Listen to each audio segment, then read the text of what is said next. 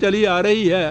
ان کے اس عمل کو تواتر کہہ کے سند قرار دیا جاتا ہے دین میں یا مذہب میں حق کے لیے کہ یہ سچی بات ہوگی کیونکہ یہ سند ہے، یہ تواتر ہے۔ قرآن کہتا ہے، یوں نظر آتا ہے کہ جیسے یہ متواتر اس قسم کی بات ایک نسل دوسری سے کہتے چلی آ رہی، کہا یہ بات نہیں ہے، بل ہم قوم طاغون، ہر نسل جو ہے وہ قانون خداوندی سے سرکشی برتنا چاہتی ہے کیونکہ ان کا مفاد اس میں ہوتا ہے کہ اس کی خلاف ورزی کرے۔ قانون خداوندی سے یہ سرمایہ داری نہیں رہتی، ملوکیت نہیں رہتی، مذہبی پیشوائیت نہیں رہتی، یہ فن خوانی بنا جا سکتا اس کے اندر۔ موافق کیے ترجمہ یہی ہو سکتا، ملا قرآن نے لفظ کہا ہے ایک، وہ کہتے ہیں کہ یہ بات جو ہے وہ یہ ہے کہ یہ ہر نسل ہر دور کی قوم وہ دیکھتی ہے کہ ہمارا فائدہ اسی میں ہے کہ اس کی خلاف ورزی کی جائے۔ اصل میں تو بات یہ ہوتی ہے، وہ اس کے لیے سند یہ ہم پہنچاتی ہے کہ یہ ہوتا چلا آ رہا ہے، اگر یہ چیز ایسی غلط ہوتی تو یہ کیوں ایسا کرتے، یعنی خود نہیں کوئی دلیل دے سکتے اس کے لیے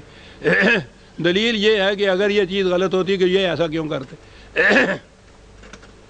کیا سند ہے یہ؟ ارے تم بتاؤ یہ بات، دلیل و برہان سے بتاؤ، سند سے بتاؤ کہ یہ بات صحیح ہے تو ٹھیک ہے۔ یہ کوئی سند ہے کہ اگر یہ غلط ہوتی تو یہ کیوں کرتے چلے جاتے؟ انہی کے بعد سے تو روتے ہو تم، ساری تاریخ اپنی یہ کہہ رہے ہو کہ اسلام کے خلاف چلی آ رہی۔ پوچھو تو ان کے ہاں پہلی چیز یہ ملوکیت کے متعلق جو میں بار بار کہا کرتا ہوں، پہلی چیز ایک ان کے ہاں یہ ہے کہ ملوکیت کی جو بنیاد ڈالی وہ یزید نے ڈالی اور وہ آپ کو معلوم ہے ان کو کس لفظوں سے یاد کرتے ہیں، یہ ہوا۔ اور اس کے بعد یزید سے آج تک جتنی مسلمانوں کی مملکتیں حکومتیں ہیں ساری ملوکیت کی حکومتیں ہیں، تو یہ تو تواتر سے چلی آئیں، تو دین بن گئی، پھر سند ہو گئی۔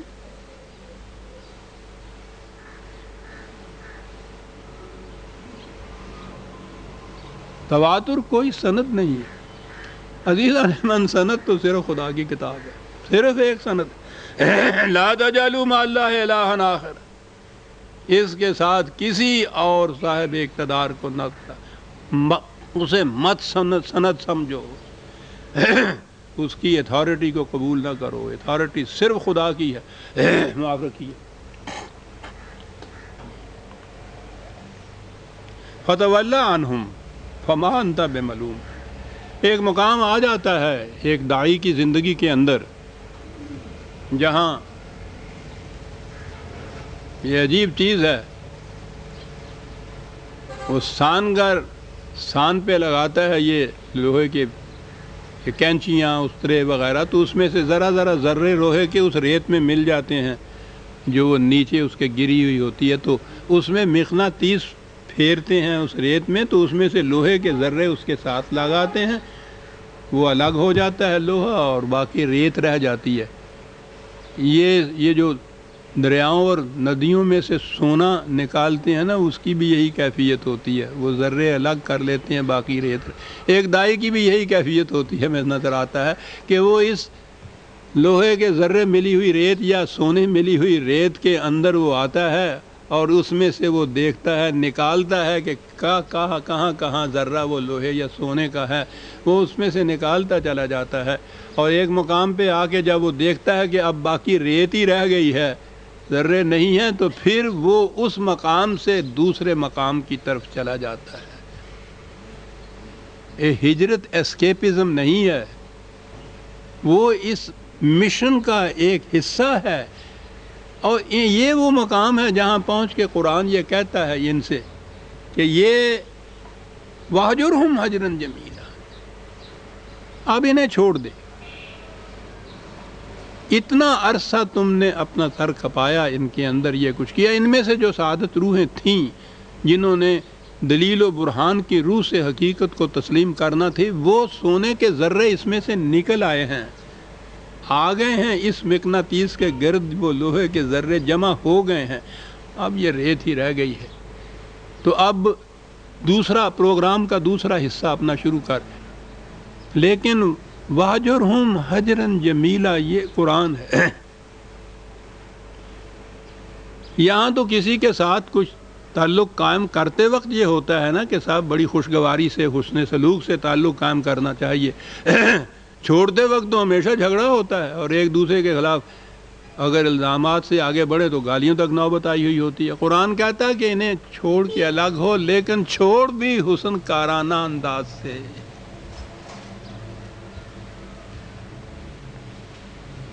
وہ گل نہ کر کے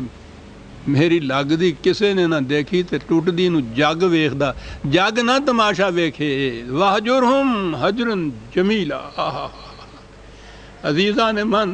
چھوڑنا بھی حسن کارانہ انداز سے چھوڑنا، یہ تعلیم خداوندی اور سیرت نبوی ہی ہو سکتی ہے۔ حضور نے واقعی چھوڑا ان کو تو حسن کارانہ انداز سے چھوڑا، کسی کو گالی تک نہیں دی، کسی سے بدلہ تک نہیں لیا۔ اور دوسرے مقام کیا ہے کہ چھوڑنے کے بعد بھی یہ نہ کر کے اب کچھ اس ہی بات کے قابل ہی نہیں ہے چونکہ تو پہنچا ہی نہ، یہ اس کے متعلق یوں ہی فیصلہ نہ کر لے کہ اب کوئی بھی ان میں باقی نہیں رہا۔ اس میں یہ ہے کہ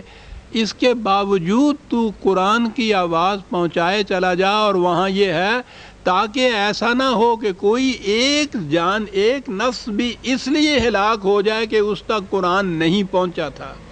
پھر بھی پہنچائے چلا جائے۔ فَتَوَلَّ عَنْهُمْ فَمَا أَنْتَ بِمَلُومٍ، اس مقام کے اوپر اگر تو ان کو چھوڑ کے دوسروں کی طرف توجہ اگر دے گا، یہاں زیادہ امید وابستہ ہو سکتی ہے کہ ان میں اصلاح ہو سکتی ہے، تو اس سے تم پہ کوئی ملامت نہیں ہوگی،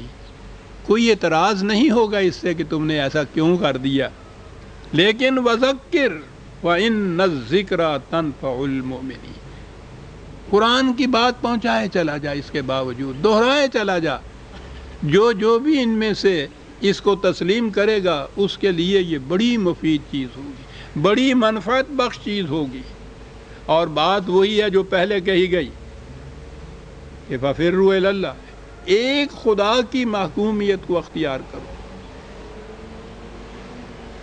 یہ ہے قرآن کی تعلیم کا جو میں نے عرض کیا نقطۂ ماسک، اور آگے آ کے وہ فکرہ کہا کہ جو دہرایا جاتا ہے اور پھر جس کا وہ غلط یا مروجہ متواتر مفہوم لینے سے بات کہیں سے کہیں چلی جاتی ہے۔ وَمَا خَلَقْتُ الْجِنَّ وَالْإِنسَ إِلَّا لِيَعْبُدُونَ،